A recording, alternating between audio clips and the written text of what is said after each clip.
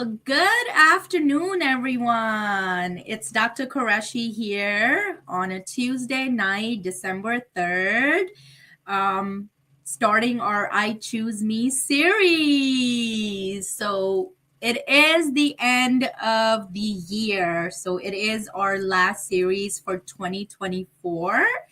And with that, we had to change a few things around today.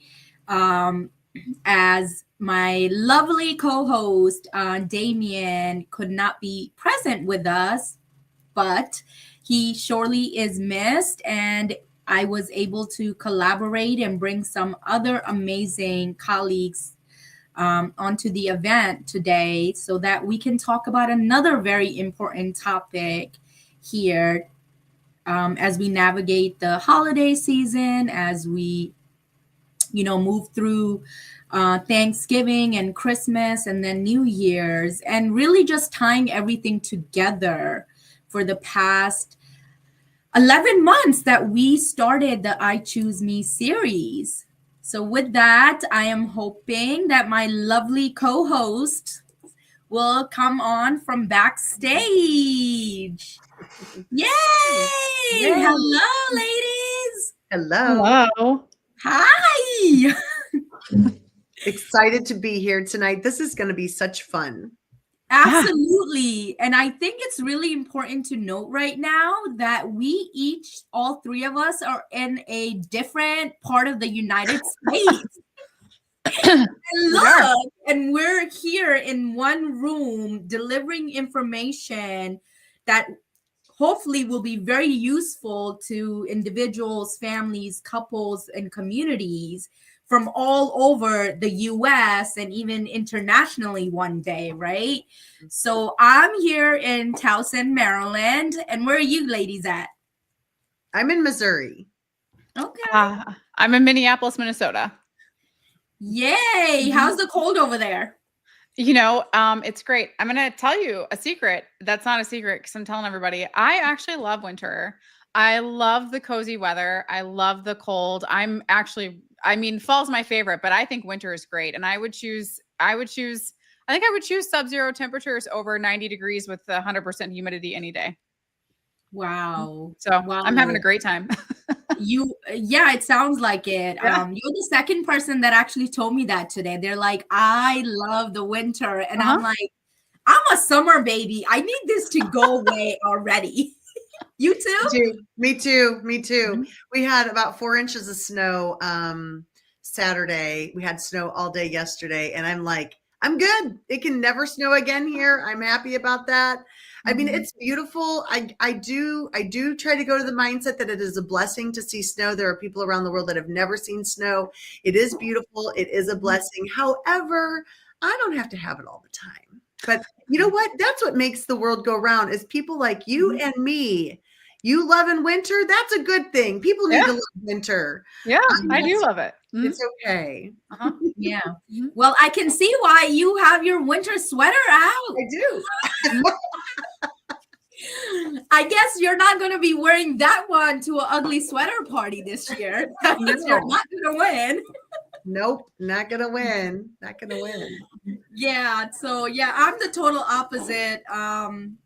Deanna, again, summer baby, but I did pull out my winter coat here yesterday, and I was like, this is totally messing up my vibe in terms of my outfit. Absolutely. Yeah, so I'm pretty sure there's tons of people that are joining us today that are, have their favorite months of the year. One thing I will say, as the year ends, I think it's a time of self-reflection, but also a time to really think about how are we going to move forward in the next year to make sure that we can manifest our dreams, our wildest desires, right? And one of the reasons I started the I Choose Me series this year with my amazing co-host, Damien, who joined us today. Thanks, Damien! You are already being missed.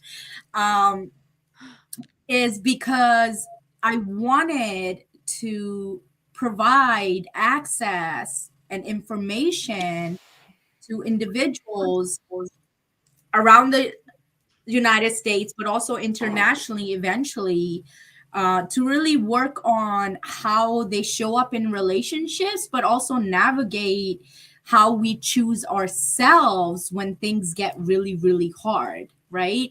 So, with that, our last topic for this year, and it's not ending, guys, so don't freak out. We have some amazing plans for 2025 that we'll talk about at the end.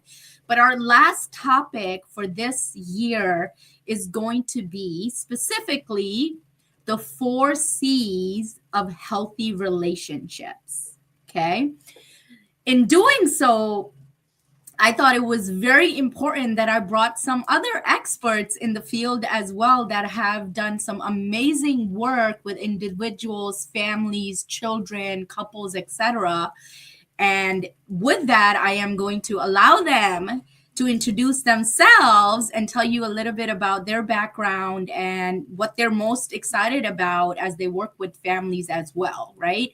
So I believe it's time, Christmas, the more the merrier. So you guys always hear from me as the relational trauma expert, but we also have other amazing people like Dr. Tanya and Deanna, who are also doing this work in the trenches with me. So with that, ladies, introduce yourself. Tell us a little bit about you and how you got into the work that you're doing and why you decided to join me on I Choose Me. Yeah. And that's like, what, 3 questions? It's all right. It's all right. Deanna, why don't you go ahead and go first? Okay. Well, I'm Deanna Pelly, and I'm a mental health therapist in Minneapolis, Minnesota. I'm in private practice here, and I've been in mental health work for about, I think, 8 years. Sometimes I have to go back and count. I'm like, when did I start this? I can't even remember. So I've been in private practice working with adolescents and adults. Pretty much that's the bulk of my caseload the entire time that I've worked. And I do a lot of long-term trauma work with folks. It's become somewhat of an area of specialty. A lot of relationship issues come up, grief and loss, anxiety, depression, lots of things come up. But I got into therapy actually, like when I was doing my undergrad and I actually studied theology, I knew I wanted to go on and study and become a therapist. And I had an interest in grief work. My brother died of cancer when I was a kid, so I know a lot about grief. I was kind of immersed in that at a very young age, and raised by 2 grieving parents, really. And I think that that set me up well to be a therapist. You know, we can always look back and wonder and speculate like what we would have done otherwise. And who knows what I would have done if that hadn't been part of what I'd been raised in. But I love therapy work. I think it's very profound. I think it's very meaningful. And it works actually. You guys probably already know this. Therapy works because of the relationship that's formed between the therapist and the person they're treating. That is actually, research will tell us, the most important part of the treatment, regardless of the modality of the therapist, regardless of how they practice, because we need healing relationships. Like, this is important. Life happens in the context of relationships. From the minute we're born, it's all about relationships. So that's what I'm doing. That's a little bit about my background. I was excited, Dr. Q, when you reached out and asked to be a part of this. And then I was even more excited when I learned Tanya was going to be a part of this. She's so cool. We got connected through a mutual friend. I know. I only know cool people. And so, yeah, I was excited when you asked. I love having these conversations. They're important conversations that we need to have. We need to talk about connection. We need to talk about relationships and how to prioritize ourselves, how to bring ourselves forward in a healed and healthy way. And this is a way to talk about that. So I think you asked another question, didn't you? Was there a third question you asked that I was supposed to answer? Yeah. Okay. All right. Yourself, your background, and why you chose I Choose Me. Yeah. So Well, we gotta choose ourselves sometimes. Yeah. I'm excited to be here. Yeah, you chose yourself too. Yeah. And this is kind of like one of your first live LinkedIn events. I've done a few with Tanya for ahead of some of her virtual wellness events. So I've done a few with her. Okay. Yeah. Okay, great. Well, she's becoming a pro. She's becoming a pro at it. So. Yeah. Yeah, well, everyone, thanks for having me. And I'm Tanya Farron. I live in Missouri. I am a mom, a wife of 33 years. And then I always tell everyone I'm an educator because I started out being a teacher and being an educator, and I am an educator, period. No matter what other roles that I have, I feel like it is in my bones, and it is my priority to make sure that I'm educating and helping other people in whatever realm I am working in. And so with that being said, I started out as a teacher, and then I became a principal of an elementary school, then a virtual high school, and I'm currently working as a virtual by day at a virtual middle school as a principal. And so I worked with kids and parents of all ages from kindergarten through 18, 19, 20 years old, with all forms of disabilities, all forms of abilities, gifts, talents, relationships with families. I've had two moms, two dads. I've had grandparents, aunts and uncles raising children that I've had to meet with, that I've had to collaborate with. And with that being said, I had such a passion for helping these families that I actually wrote a book. Probably 10 years ago, I wrote the very first copy of the book and came home one day from work and said, oh my gosh, I have got to get this information out. I tell these parents the exact same things. Every parent that I meet with, I say the same things to give them advice and tips, to help them, some basic facts to help them. And I wrote it all in a book and I shoved it in a drawer. And then in 2020, when I had time, I know it was a tragic time for a lot of people, but it gave me time in my home, and I wrote the book called Raising the Well-Adjusted Child, a Parent's Manual, because every parent always says there's no manual on how to raise a kid. Well, I wrote one, and there's just some basic things in here that every parent could benefit from doing. And so absolutely love the work with families. I've always said that once I was able to break down the wall of me being the principal and the parent being on the other side of the table, and we could just talk mom to mom or parent to parent, that's when we would actually get the work done for the kids. Once those barriers were down and they didn't feel defensive and they didn't feel that, I had more knowledge than them, we could get work done. Just like Deanna was saying, the relationship piece. Once the relationship was built between us, we were able to work for the benefit of the child together. And that was the most important outcome. So I absolutely love talking about relationships and building relationships and connections with other people. I think it's important. I think it's needed. You have to have relationship, and healthy relationships are important. So now, why did I decide to do this? I love Dr. Q. She's amazing. And Deanna, she's amazing. They've both presented in my summit. So in 2020, I also created Creative Living Ideas. And I've had some pretty important work-life balance summits in the fall, and then virtual wellness experiences in March of last year and this year. And they have been very powerful for a lot of people. And we've had some amazing experts like Dr. Q and Deanna in our sessions, and have been overwhelming. The response is overwhelming from their sessions. So why would I not want to be with you two ladies? No way. I would definitely say yes to this. Well, thank you so much. I appreciate both of you guys taking out the time to be here tonight, as well as we wrap up the new year. There's so much going on, and we know that, right? And, I have to speak for myself and for my heart today. LinkedIn has become a part of my life, thanks to Damien, who pushed me to really start the I Choose Me earlier this year, when we did one event last year. And I owe it all to him, to helping me get out of my comfort zone, to be in front of the camera, and to trust myself, to know that the things that I am teaching, the things that I'm doing in the therapy room day in and day out are so valuable that people actually need this information, right? So one of the goals, obviously, when you're using social media, is to disseminate information. And we can say it's a very powerful tool, even just right here, bringing 3 amazing people, experts, into one room. And we have Mr. Albert, who's joining from Nigeria. Like, how awesome is that? We could not have said that when we were studying in school years ago, right? So for me, just pushing myself, having someone to push me, I'm hoping in the next year I will translate to that to more mentorship and helping other people dream bigger than where they are. And with the holiday season, again, I would have to say that Thanksgiving was rough for me. I could not make it to post anything on Thanksgiving Day because my grief, my own loss, the loneliness, in losing my own parents back to back, like that is my trauma story, and that's what has motivated me to show up for others as well and define the therapist and the healer that I have become today. And it still feels like yesterday. Thanksgiving felt like yesterday. And I know I'm not the only one that felt that way. I love the messages you guys put up. I'm like, yay!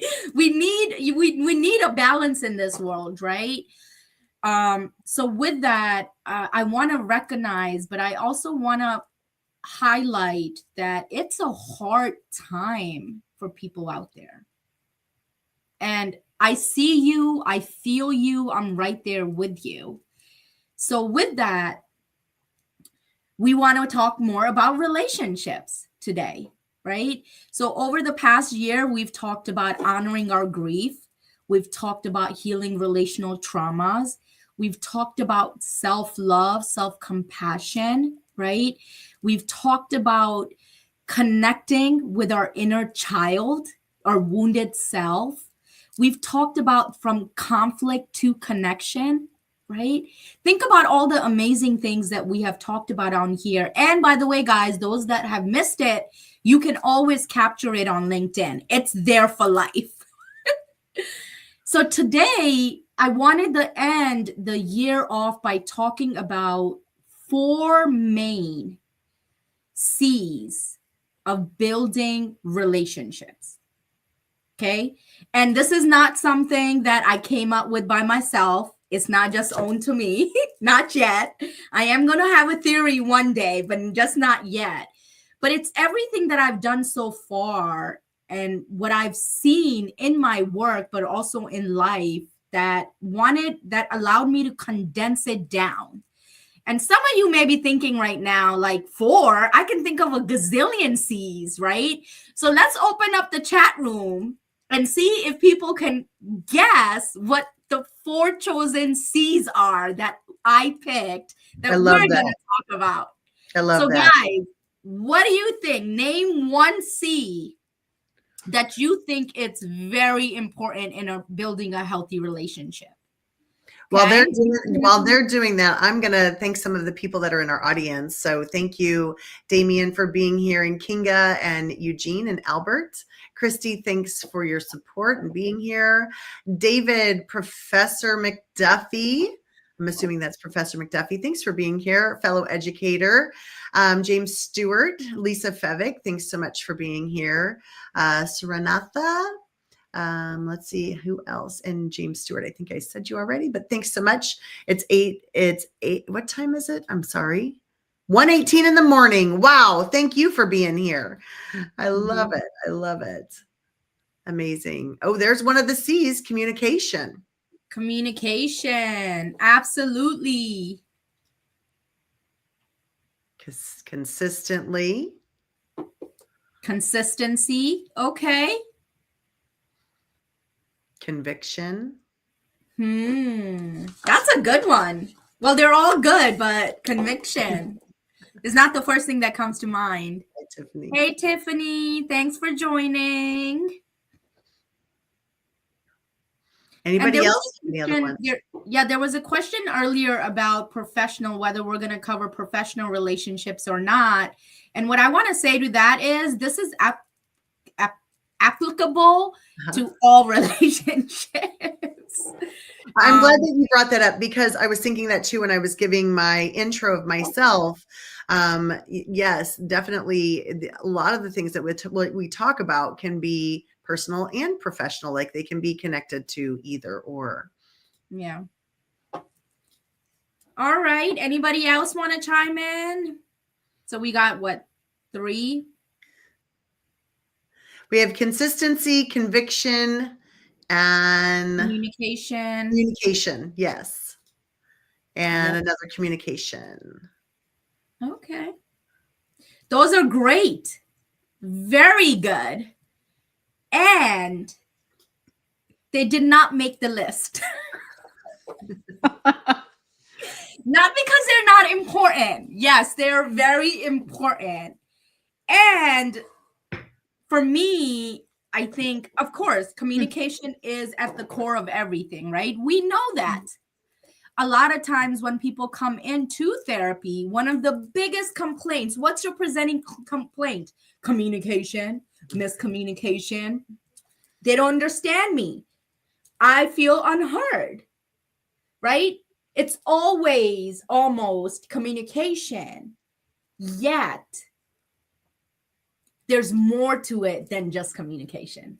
Communication is at the surface of what's happening and what we see, but there's a lot more going on, and we're going to tackle that. Okay. We have so many more great ones. They're still bringing them in. They're still bringing them in. Amazing. Clarity, care, caring, consideration. That almost made the list.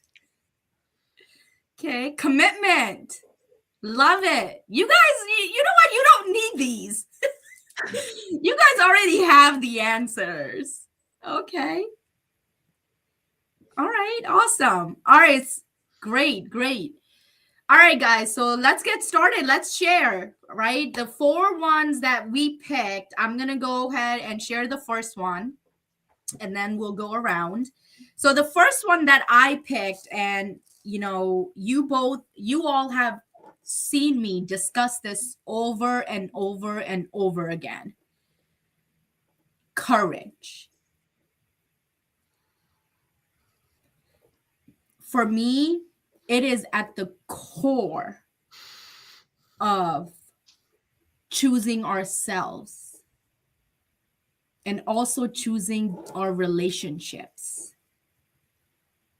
It's one of the main things that allow you to advocate for yourself, to express your desires, your needs, to stand up, call out injustices, and more importantly, to have uncomfortable, courageous conversations.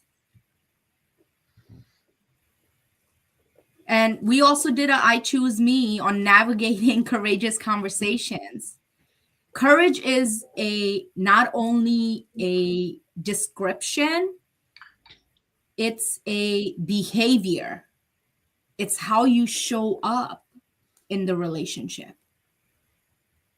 It's also not only about being courageous to discuss the uncomfortability or topics that we avoid. It's also about dealing with our own demons, let's just say.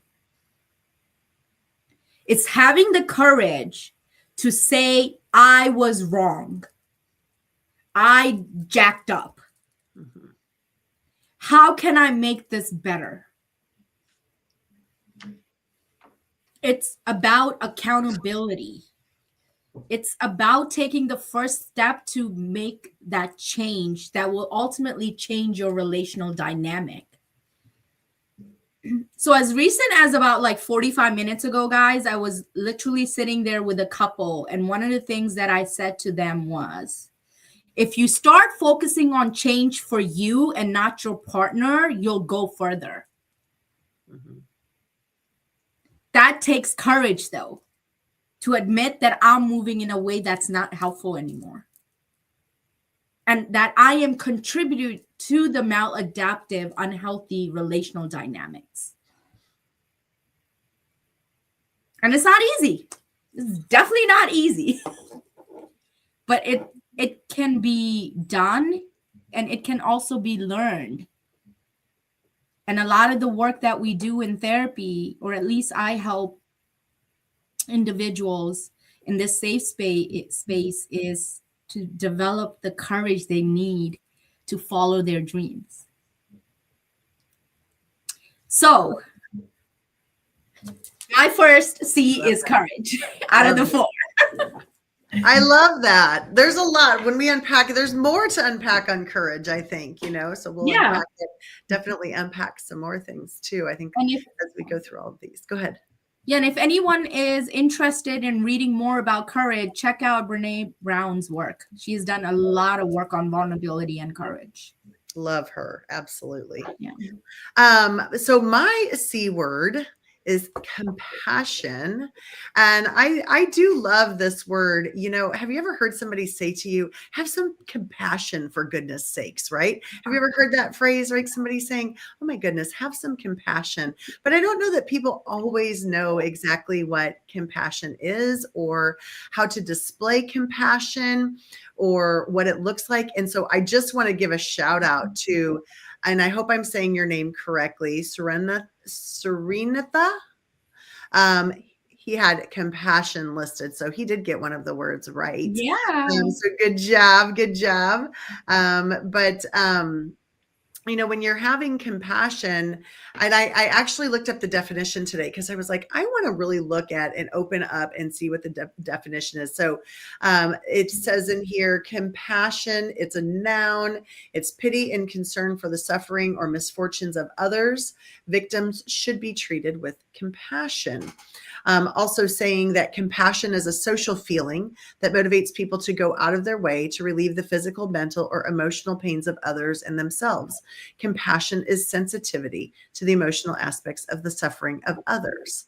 And so having compassion for somebody else, I see it as kind of putting yourself in their shoes, right? You've heard that phrase also before.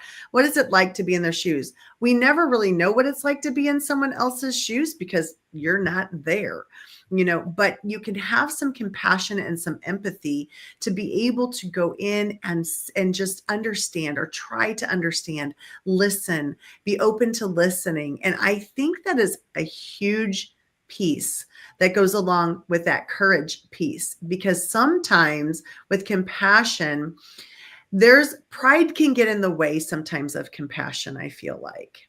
Mm-hmm. And people can be prideful and too afraid to be able to say, wow, that must be really hurtful, or they must be in a tough spot right now. I'm going to sit in those feelings with them for a little while and, just be there for them.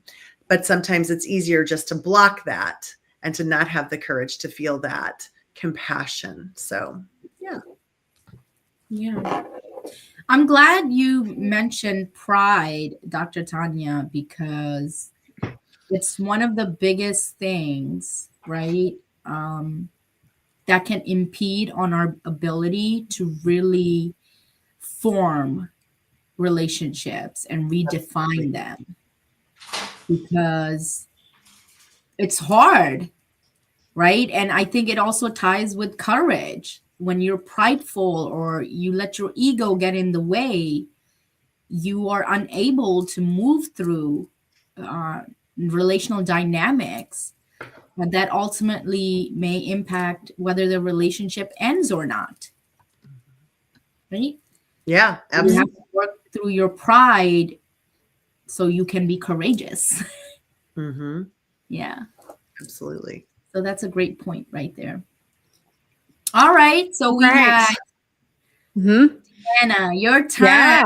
Yeah. My word is connection. That's the third one on our list. And I want to say, I had this thought as people were sharing in the comments, and I was thinking about even my own word is like, what I think is fun about these words and thinking about the 4 C's of healthy relationships is actually, I think if we had the opportunity to poll everyone in the audience, it would be so interesting to hear, what does everyone associate with courage in relationships? Mm-hmm. What does everyone think about compassion in relationships or connection. Because when I think about the word connection, I mean, if I think about LinkedIn, which is where we are right now, like we connect with people on LinkedIn. Like that's the kind of the what it's termed as. That's what we do. On Facebook, you're adding a friend or whatever. But on LinkedIn, we connect with each other. And I like the word connect on LinkedIn because I feel like it is a relationship building platform, or certainly lends itself that way. But when I think about connection, I cannot talk about connection without telling you about my sister. She is the person that I am most connected to on this planet, and I have really meaningful and very deep and wonderful relationships in my life. But she absolutely takes the top spot, and anyone who's known me like more than 5 minutes knows about her because she's such an important part of my life. She's 7 years younger than me. She lives in Virginia. I live in Minneapolis, like I said earlier, so we do not live close together, but we communicate in some way every single day. In some capacity, even if it's just a quick text message, we communicate every single day. And she's the person I'm most connected to for several reasons. One is that there is a currency that runs in our relationship. It's an emotional currency that I identify as something that runs in the relationships that I have that I'm most connected to. And it's where there's freedom and space for feeling to exist, both good feeling and bad feeling. When I have good news and exciting news, my sister's the first one to hear about it almost always. That is an emotional currency that runs in our relationship. When I'm feeling afraid or sad, she's also the one who hears about it. And it's an emotional currency that really, really strengthens our connection. But the connection also takes effort and commitment. I think the thing about relationships is that I think sometimes we have this idyllic idea that they just happen for us. Like a relationship will just fall into place. This is like very much like the Hollywood idea of relationships. And I think any relationship in our lives work when we put the effort into it and we are committed to making it happen. And it takes so much effort and it's worth it. That is effort that is 100% worth it. But like with my sister, again, we put forth the effort. We were kind of ready to be good friends, and we are good friends. She's my best friend, but it still requires me to put intentional effort behind the connection that we have. And this probably won't surprise you since I'm a therapist, but I live for like deep connection with people. I'm like, let's go deep. Let's talk about, just life as it is, both good and bad. I love that. And that's the connection that I have in my life that is proven to be most meaningful. And that's the connection that I try to foster in my work. As a therapist, I think that lays the foundation for healing to take place. And I think when we think about even healing, because you brought this up earlier, Dr. Q, like you're talking about healing. That's such an important topic because people want to be healed, but we don't talk enough about what healing is. Healing happens by way of connection and by way of relationship for most of us. It's absolutely something that we need to do. I mean, we're harmed in relationship, but we're also healed through relationship. It's so important. And so that emotional currency that runs in relationships, I think really is what drives connection in some of the most meaningful and profound ways. Well, Deanna, you nailed it. I don't think emotional currency, guys, make a note of that. I love that. Everything that you discussed right here is in alignment with what I've talked about. And I think, which is why we connected, right? Yeah. I remember meeting you or actually attending your wellness workshop through the conference that you guys had, Dr.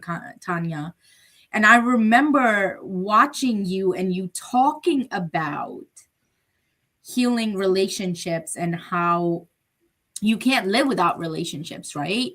And that brought me back to this one statement that I've shared before that my mom is known for now. She would always say, you come into this world alone, you leave alone, but you can't live alone. And at that moment, as I was watching you, I connected with you and you didn't even know it. And I was like, I need to do some work with Deanna. I don't know when it's going to happen, but I'm feeling our energy. She's speaking my language without even meeting me and talking to me yet, right? We were just part of a group, the virtual wellness group. You built a connection. A connection that we You built that felt the other person wasn't even aware of yet. Right. You felt a connection, yes, to her. Exactly. You were in alignment with what she was saying and doing. And yes, connection to me is, I know we'll get into it, but like, to me, connection is like the number one piece, especially in parenting. Yeah. Connecting with your kids. Mm-hmm. The connection is so huge. So huge. I'm so glad you said that, because I work with adolescents. I love adolescents because they're so honest. Kids are fun. They're the best. I wish adults would be as honest as a teenager would be. They just tell you what they think. But you know, it comes up all the time, actually. These kids want more connection with their parents. They do. All the time. 100%. They do. Mm-hmm. They do. Yes. Mm-hmm. Mm-hmm. Yeah, and they just don't have all the right words and, you know, like how to form that connection. But, you know, you're also unpacking and dealing with family traumas and, you know, repetitive parenting patterns, right? Like, I can't tell you how often I hear, well, that's how I was raised. Right. I'm like, yeah, did it work? No. So let's try something different, right? But it's hard. It's hard. And the fact that we're talking about connection, right? It's hard breaking patterns, but connecting in a different way that you haven't learned. So when we talk about attachment styles, right? You often see us, regardless of how much we think about how different we're going to be than our parents, right? Or we're never going to have the same relationship that my parents had. Yet you find yourself in similar situations. Why? Because you were connecting with someone in a certain way that led to certain behaviors and personalities, right? Habits that influenced how you show up in your adult relationship, hence forming similar connections that are unhealthy in many ways. And not always having the courage to look inside to say, I need to change absolutely this. Absolutely. And then Deanna, when you're talking about, like, I loved it when you said intentional. One of the biggest things that always comes up is intentionality. What is your intent in this connection? What is your intent for this relationship? Are you intending to stay connected? Do you value the connection that you formed? And yes, social media is great. It opens up so many doors for us of connection. Yet we stay connected when we feel heard, valued, connected, energy-wise, thought-wise, right? And we invest and give time in those relationships. Absolutely. And like, isn't it a gift of a lifetime to have a relationship where someone wants to be connected to you too? Like, that really is like such a gift. To have this back and forth, to be saying, like, I think of it like a compass. Like, we orient towards relationships. We orient towards the people that we love and care about. And it takes work, but it's good work. It's worth it. Yeah. Absolutely. And look at the little connections that change into big connection. Like today, us being here, it's a big connection, but we connected from Damien and all the work that he was doing, and vice versa. And Dr. Tanya, you started the virtual wellness, and I met you, and then it took me some time to get back to you, but I knew I was going to. I knew I was on the list. It's all right. I'll be patient. Yes, I knew I was going to get to that connection. I was like, this connection, I'm not letting go. So with that, someone threw a question out there. What do you guys is the fourth one? Okay, and want to take any guesses? So it's not any of the above that are already mentioned. Okay. So it's not communication. It's not commitment. It's not clarity. Of course, compassion, courage, and connection are the three. Thank you, James, for being our note taker. You are the Yay, best. Look at James. James taking notes. I love it. While they're thinking of that, let's say hello to a couple new friends that have joined us but have contributed. Appreciate you very much, Samira and Tiffany. Thank you so much. And Gina Fania. I love her. Met her a few months ago. She is a sweetheart. Nice. So thank you so much. All right. Tiffany is one of my amazing therapists at Umid Center. Nice. So Nice. I love the team's support here, Tiffany. Nice. Any guesses in the audience of the fourth one? Come on, guys. We're building the suspense here. I know. Drum roll, please. And I want to make note, all of the other things that are mentioned are very important too, guys. Yes. Okay. Yes. So don't get discouraged. They're important too. They just didn't make my list yet. Yes. We had quite a discussion about C words to include. We did. It's hard to choose, actually. Mm-hmm. Yes. Mm-hmm. And really, we could have a whole hour discussion about any one of these, I think. Yes, we can. All right, we ready to go? Are you Yep. all ready? This is a big one for me. Ta-da! Drum rolling. So the last one that we picked is curiosity. Curiosity.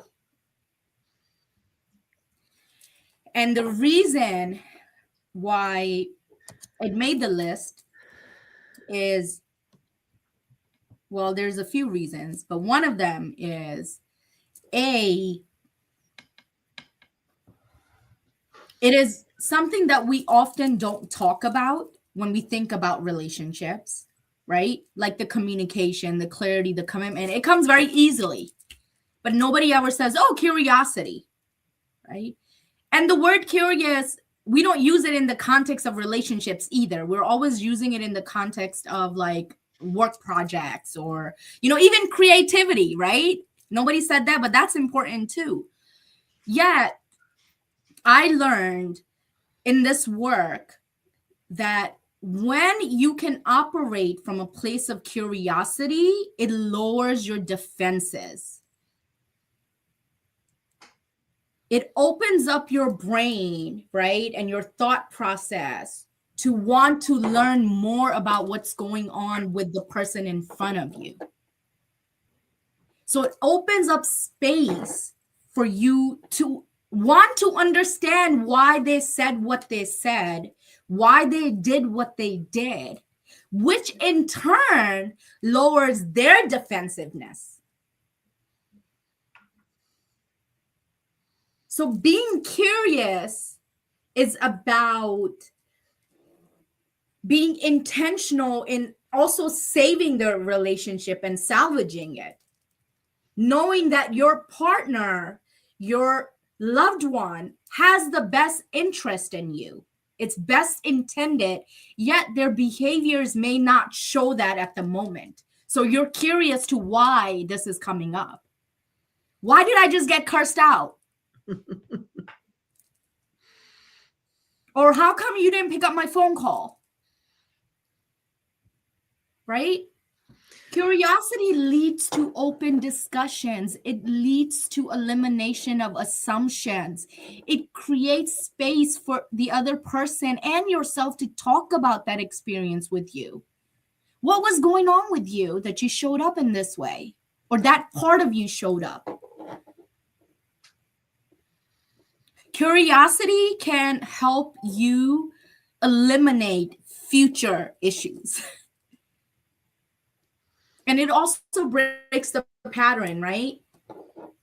Imagine being stuck in a pattern where you just go at it with each other. And one day you're like, you know what? I'm not going to do what I usually do. I'm just going to ask, what's really going on with you right now? Is it really about this? Well, you know what? You're right. It's not. I've just had a really stressful day at work. Or I'm just really upset that you never cooked dinner. And I feel unappreciated. I feel taken advantage of. Instead of saying you never do anything, because then we're talking in absolutes, right? Which is something I encourage people not to use, because most things are never, never. Most things are not never, never. Never say never. Yep. So yes, my friends, the last one is curiosity. I love the way you framed curiosity, because, you know, when people hear curiosity, they think, I think a lot of times they think about things that are like puzzling. I don't know how else to explain it, you know, like in search of, looking at other things. But you're right. You know, curiosity is simply, why did you call me? I'm curious about that, right? Why did you leave your clothes over there? I'm curious about that. Why did you choose to go there? I'm curious about that. Like, those questions are is your curiosity. And I've never really thought of it in that manner, the way that you framed it. I think of it as a bigger picture, you know what I mean? But even the small pieces are curiosity. And instead of jumping to a conclusion or jumping to a reaction, but stepping back and asking that question of curiosity, which is definitely something that in my conversations that I've had with families and parents is something that it has to be taught, that it has to be practiced. Right? You have to stop. You have to practice it. You have to think about it. You have to take a moment of reflection to figure out, what are you curious about? Right now you're angry, but then how do you get to that curiosity piece, you know, or you're frustrated, and how do you bring that back to the curiosity piece? So I love that you added that in as one of the 4 C's. It's such a good de-escalator, I think, because we have this, we always want to go from like A to Z right away, you know? Wow, you did this because of this, and rah, rah, rah, you know? But curiosity opens up so much space for empathy and understanding. Sometimes even for the person, if you're saying to me, Deanna, why didn't you call me? You said I was going to. Maybe you said you were going to. Maybe it even opens the door for me to pause and reflect on something. I think even sometimes a person who's asked, it's like, oh, whoa, I need to think about what's going on with me, that I brought myself forward in a different way, or that I was short with you today. Or even for employers, like managers, you know, like you've got an employee who's usually a rock star who's not. Like, something's like, if we just jump to, well, you need to improve your work performance, you know, we miss what's going on with you. Why is this different? This is not like you. What's happening here? And this that cultivates so much more connection. Absolutely. And as I'm listening to you, I'm thinking about, you know, all the kids that I see that may be referred from the school system, right? You know, Dr. Tanya, you know this, right? Yeah. Being in the school system, one of the first things you see is when a child is going through something, right, and their mental health is being impacted, emotional health, right, is their grades start declining. They start having behavioral issues in school, whether it's aggression or opposition, right?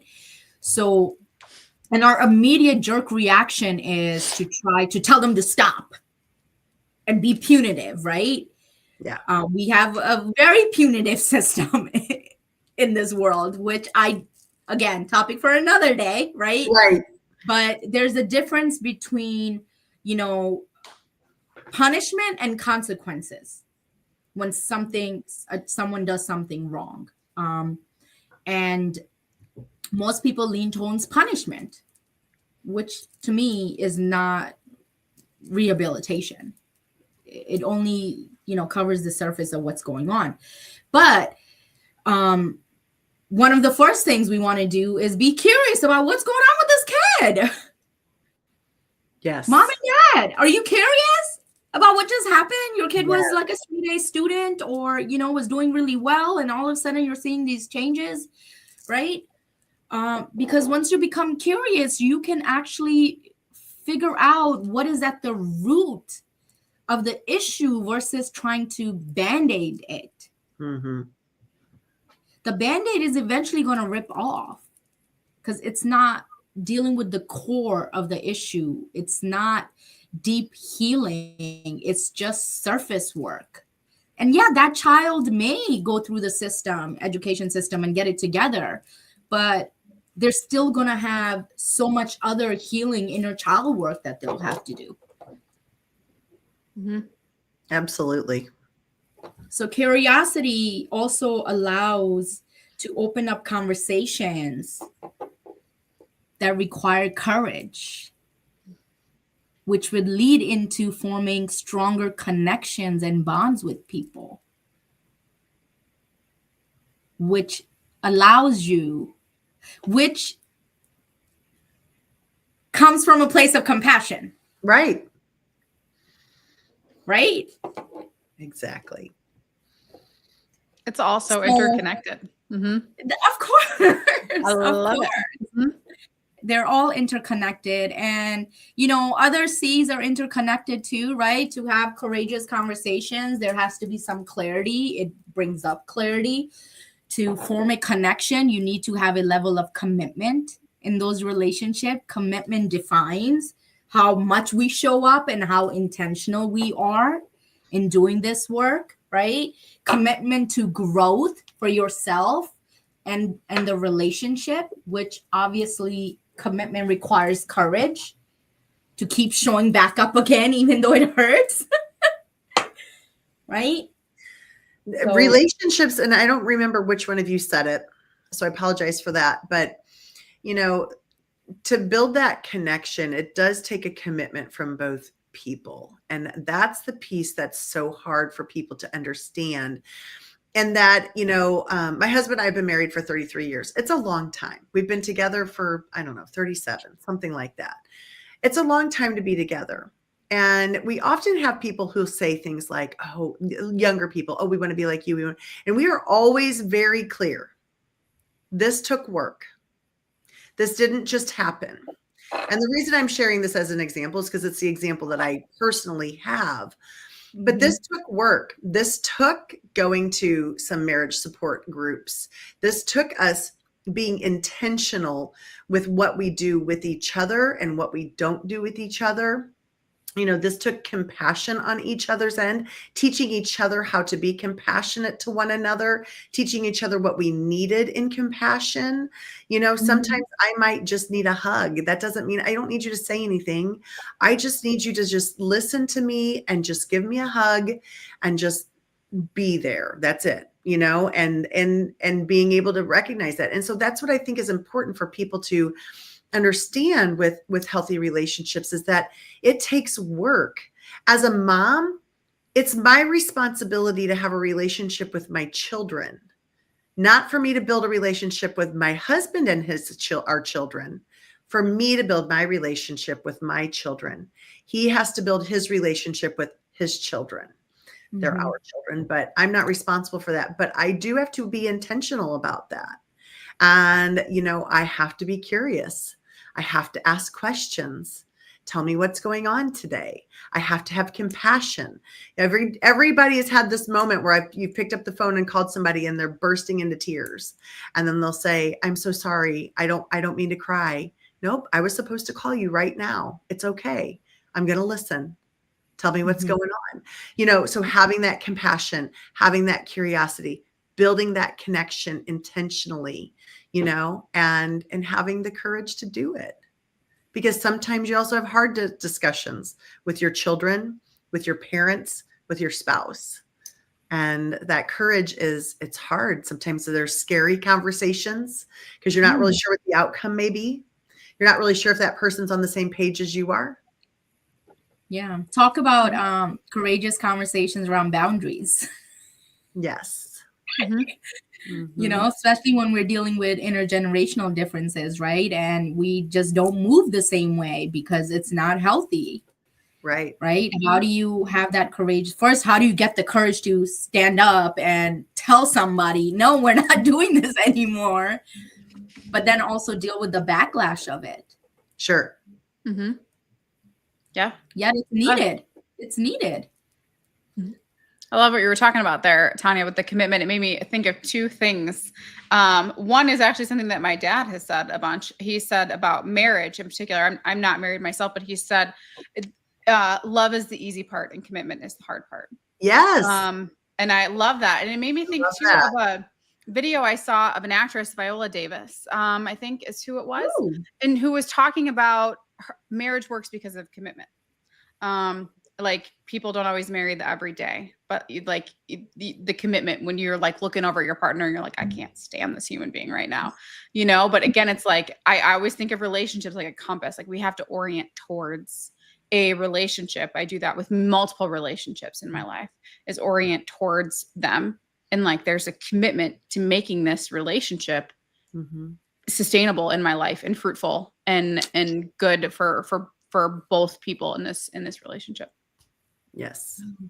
And it works both ways. Both people have to have the commitment and both people have to put in the effort. Absolutely. We've all had a friendship, right? To where you feel like you're putting in all the work. Well, that's not a fun friendship. No. That's definitely not a fun marriage. And it's definitely not a good parenting relationship either. So not at all. Absolutely. So, ladies, we only have like 4 minutes left, and I'm like, man, I wanted to take some questions from the audience. This went by so fast. I know, because we're talking about some deep stuff, right? So, with that, I do want to take the last few minutes to talk about our plans for the upcoming year. So, to everyone that's out there, thank you so much for joining us tonight. Okay. We are going to be doubling up on live events. So I am looking forward to having Dr. T and Deanna co-host with me 2 new series next year in 2025. So talk about progression, talk about commitment, talk about connection, courage, and curiosity. I am in that space, professionally at least. I'm very curious to how 2025 will come, staying connected with these wonderful ladies. So Dr. Tanya and I will be starting a live LinkedIn podcast called Parenting in the Trenches. So you will see us once a month. I believe we chose the second Tuesday or the fourth? The fourth Tuesday. The fourth Tuesday at 7 p.m. So you will see me here live with Dr. Tanya for Parenting in the Trenches. And we have some amazing topics that we have already put together. Okay, so make sure you share, you pencil it in starting in January. And then on more of a clinical side, me and Deanna have partnered in continuing I Choose Me series, but we're going to switch it up a little bit, and it's going to be I Choose Us. And we have some amazing topics coming down the pipeline as well. And that's going to be every second Tuesday. Yes. So you will get to see us twice a month. Well, you'll get to see me twice a month, which is an increase in my LinkedIn event, which I'm very happy about, to be able to devote more time to doing these series. And then you will see Dr. T and Deanna with me. And of course, I'm sure they'll have their own things going on too. So you'll get a lot of information, a lot of, what's the word that I'm looking for? Encouragement and motivation and discipline. You're going to get all of that from us if you join our, live seminars, workshops, whatever you may want to call it. We're here for you. We want to see you thrive. We want to hear about your stories. Make sure to message us and tell us how it's going. Drop in questions. I mean, I'm extremely, extremely excited that these ladies have chosen to work with me in 2025. And I think it's going to be phenomenal because Damien did an amazing job starting me off, and it's just going to get great. So with that, thank you so much for joining us. And Dr. T and Deanna, if you have some last minute things, please share. I just thank everybody for being here tonight. We appreciate you. And I look forward to seeing you in the new year. Yes, I'm so excited. And it's good to chat with the three of us together. This was so fun. It was fun. Absolutely. Take care, guys. Bye-bye. Bye. Happy holidays.